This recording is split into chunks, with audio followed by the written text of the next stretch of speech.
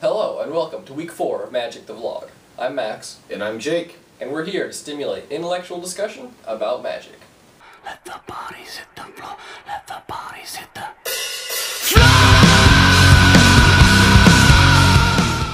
Let's kick things off with the song of the week. Here's Jake. Well, we have a song of the week this week. And as usual, we like to keep it clean and hipster here at Magic the Vlog, and we'll pick a song that not many people know about. This week's song, We Don't Speak Americano.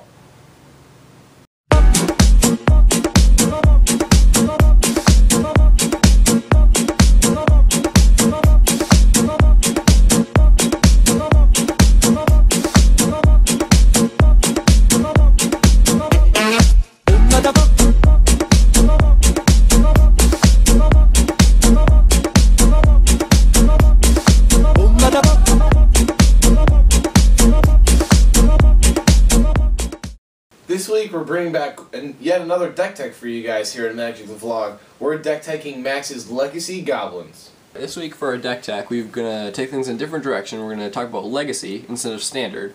Right now I've got a Goblins deck that's mono red. I'm in the process of splashing black for Warren Weirding. But right now it's still mono red. I only have 1 Badlands at the moment. So we've got the mana base here. Starts with 10 mountains, 1 Badlands. I play 1 Singleton Goblin Burrows just for the random combat boost. I've got 4 Wastelands, of course. You need those in almost every Legacy deck. And I've got my set of Arab Mesas. Could be any red fetch. Those will let me out when I do finish off my playset of Badlands. We got our 1-drops here. The Goblin Lackeys and the Aether Vials. Those are what you really want to have in your opening hand. Either of those cards is great to accelerate out your other goblins at a faster pace.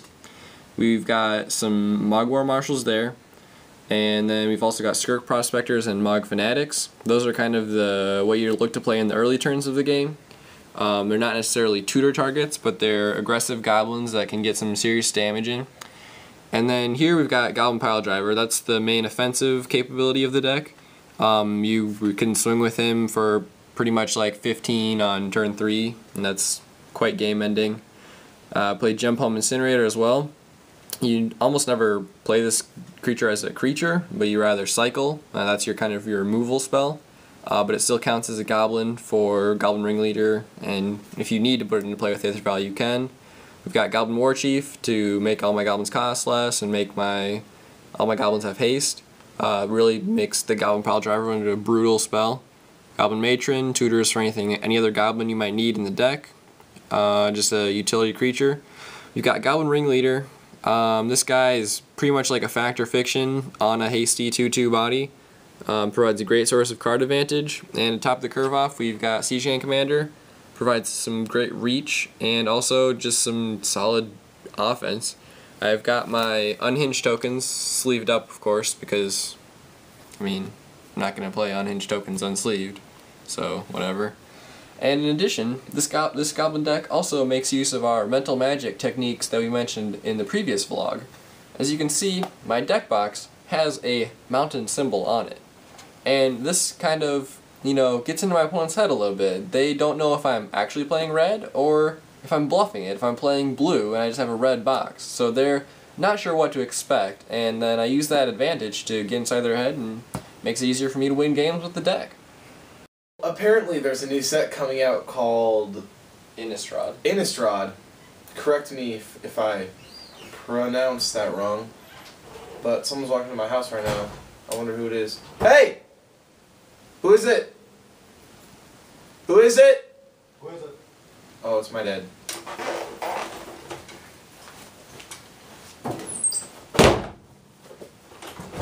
Dad!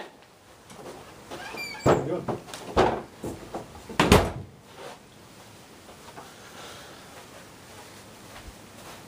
Sorry, I had some issues to deal with. Magic the Gathering does this thing where they come out with a new set, and the next one is called Innistrad. Is that right? Close. Almost. Forgive me if I pronounce it wrong. My English is not as up to beat as some others. But there's this new set coming out, and I really like it. There's a lot of cool cards coming out. Now we're talking spoilers, and here we go with Fiend Hunter. I think this card is a really sweet card. When it comes into play, you get to exile a creature, but when it leaves play, they get that creature back. Now there's this other awesome card called Curiosity. You can just drop onto one of your creatures or one of your opponent's creatures. Whenever it deals damage, you get to draw a card. I like the combo of that with Celestial Colonnade. Bump in the night, 1 black mana, you get to do 3 damage to a player. That's like Lightning Bolt. That's ridiculous for black decks. That's going to change the meta. Brimstone Volley is another very great card, and with this you can do 3 damage or 5 damage to creature or player if well, it does 5 if a creature has already been sent to the graveyard. This card works very well with Goblin Grenade. So there's this green card in Standard named Make-A-Wish, and I believe this card will work in any green deck, or any deck in Standard, because it revolves around luck. And myself as a Magic player, I have very good luck whenever I roll dice. It's a snake eyes. Whenever I get a lottery ticket, I win big. Whenever I go to the casino, I'm not even going to brag anymore. I'm a lucky guy, I'll tell you that. Alright, this week we've got some insane tips and tricks, and we've got like freaking 4 of them, so hold on to your panties. The first one we've got is Melira Sealvock Outcast. This girl is super good against poison decks. She basically shuts off their whole strategy. However, if you play her in the same deck as Etched Monstrosity, you end up playing a 5 mana for a 10/10. That's like the best creature in Standard in terms of efficiency. Nuts combo. Our second tip and trick for you involves Sacred Wolf. This little girl has hexproof, so she can't be the target of spells and abilities that your opponent controls. And now normally, people dismiss the subtype Aura on enchantments as being useless because of the fact that once you play an Aura, if the creature you play it on dies, you end up losing card advantage and things along those lines.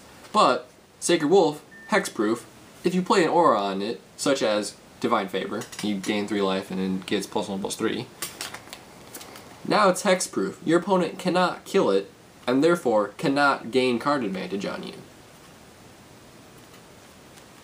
They just can't. Think about it. Our next tip and trick for you involves Necrotic Ooze. This guy has all activated abilities of cards in graveyards. So essentially, what you can do is put him in a deck, set your deck up with cards that have really cool activated abilities, and then basically the strategy of the deck involves milling yourself and then using those abilities with Necrotic Ooze. So you'll want to play cards such as Gigantomancer.